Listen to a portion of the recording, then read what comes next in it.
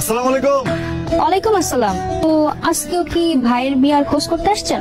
না না না না না, এই রাস্তাতে যাইতেছিলাম তো ভাবলাম সবার একটু দেখা করে যাই।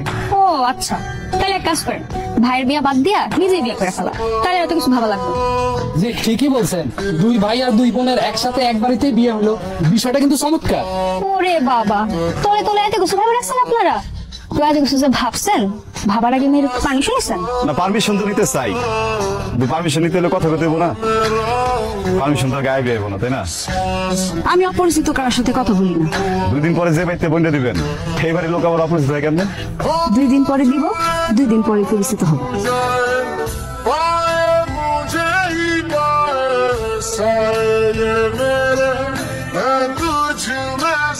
বান্ধবী রাহান বাড়িতে তোমার সেই পছন্দ হয়েছে। কি প্রশ্ন হয়েছে? আমার রং করবো। আজকে দেখলাম কেমন টাকা আসছিল, তোমার টাইম আনতে পারতেছিলাম না। তাই না? বেশি দেখছিস? দেখছি কেমন করছে মানুষটা বাড়ির সামনে গায়ে থাকে, কিন্তু কথা বলতে পারছ না। খারাপ থাকলে কথা বলতে কারণ লাগে চিনি না জানি না, অপরিচিত একটা মানুষ, আমার ভয় লাগে।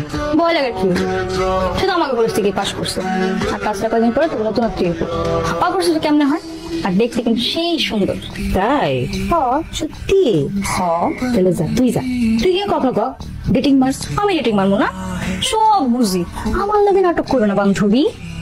আমি গেলাম, এখন কাউকে দেখা হইব।